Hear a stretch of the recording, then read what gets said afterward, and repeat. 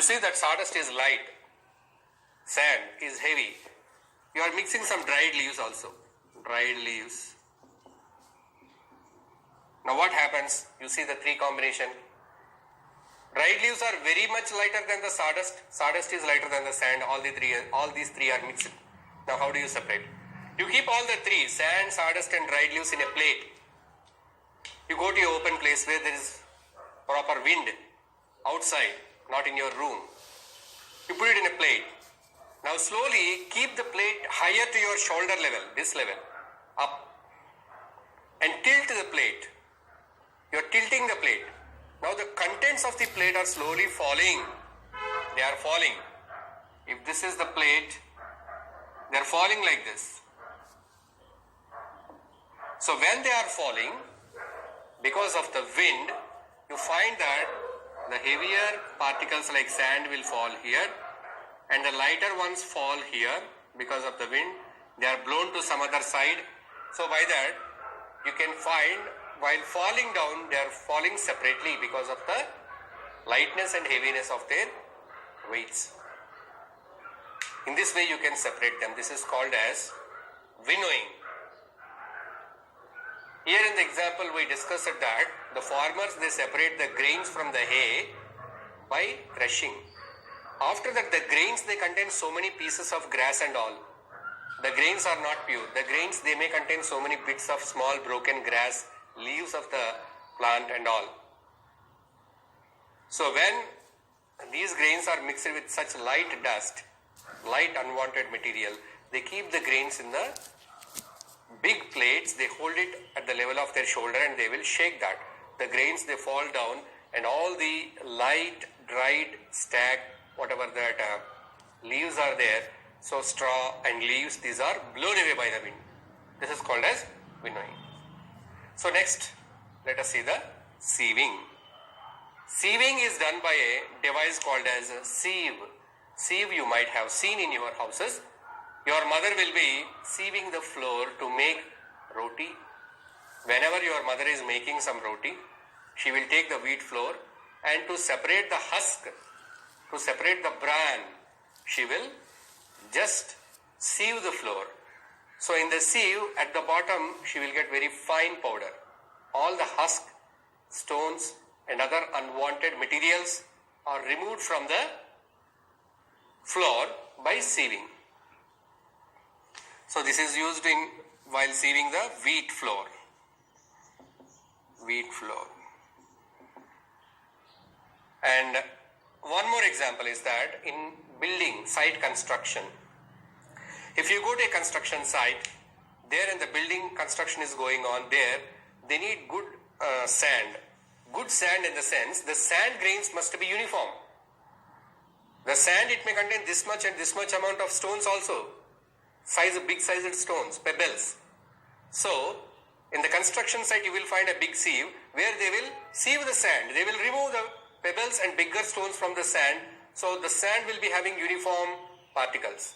Uniform sized particles, uniform sized sand grains. So they need the sieve.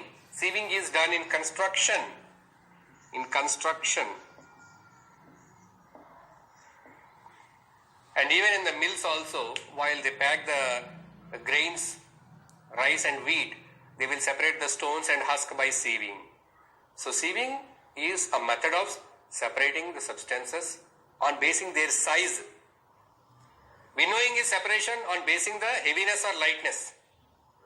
Sieving is the method of separating the substances by their size. We will put the contents in the sieve. The bigger ones will be remaining on the top. The smaller ones will be falling down through the holes of the sieve. Sieve is having holes. The smaller ones will fall down in the holes. So that is called as sieving. Now sedimentation. Sedimentation is a method of separating the substances depending upon their heaviness. Okay?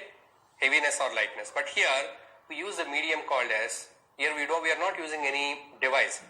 We are using a medium called as water.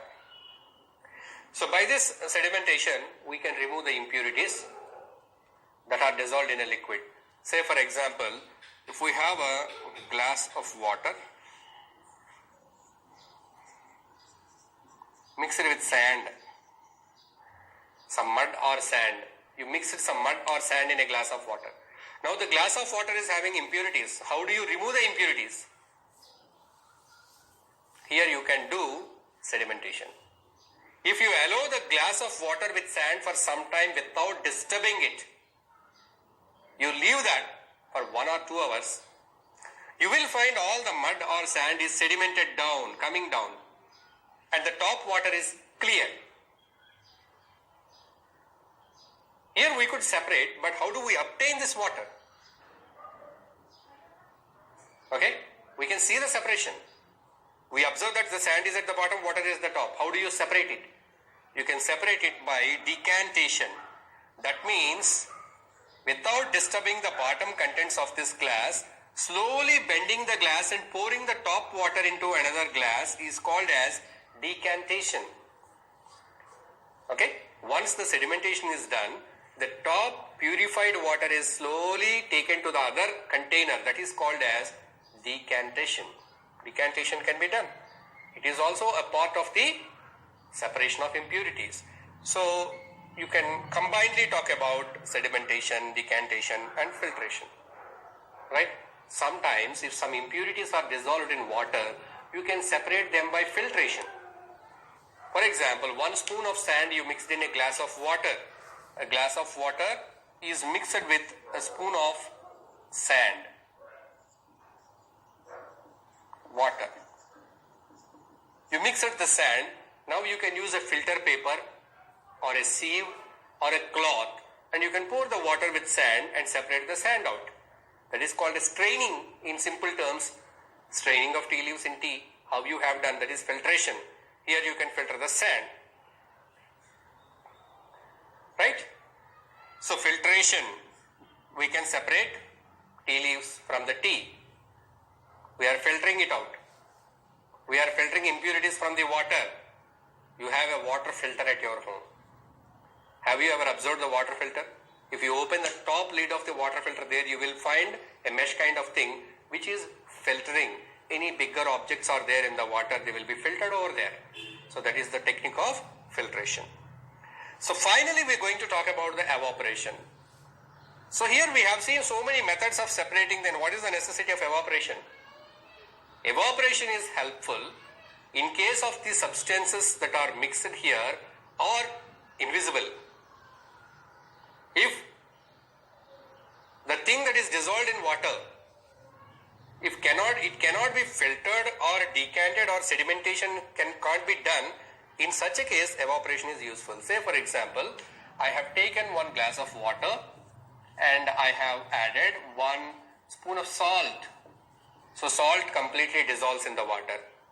Now if I allow the water to stand for 1 hour, that means if I do the sedimentation, can I find the salt at the bottom? No. In salt water, no sedimentation takes place. So I cannot separate in such a way. If I filter the salt water using a filter paper, can I get the salt back? No. Salt cannot be filtered by the filter paper or by cloth. If I take a cloth, if I pour the salt water, all the water comes down to another container.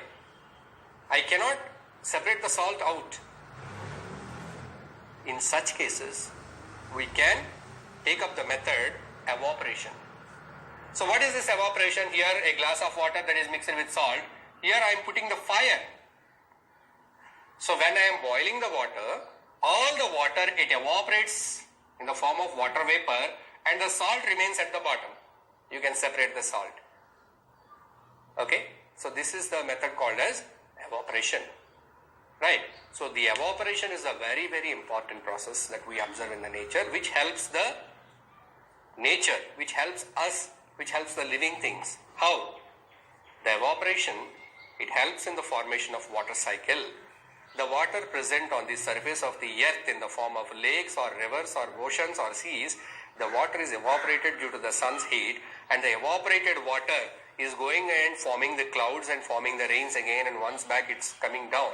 So by this way, the water cycle is set up, and the major process which is running the water cycle is that evaporation. In industries and factories, so many liquids are separated, extracted by the process of evaporation. So all these are the various processes that we use in our day-to-day life. Even at your home, your mother will be doing, you can watch it in the kitchen. At the same time, the same methods are used in industries also. You go to a mine where the metal ores are extracted, aluminum mine, gold mine, coal mine, copper, likewise different metal mines. If you go, they will be picking up big stones with so many impurities. From the stones, they will crush the stones into powder, they will wash them, they will follow the methods, hand picking and sedimentation, decantation. So likewise, so many methods they follow to finally extract the material that they want to obtain. Okay? So the methods of separation are very important. Not only in our day-to-day life, not only in our house, not only in our kitchen. They are applied everywhere.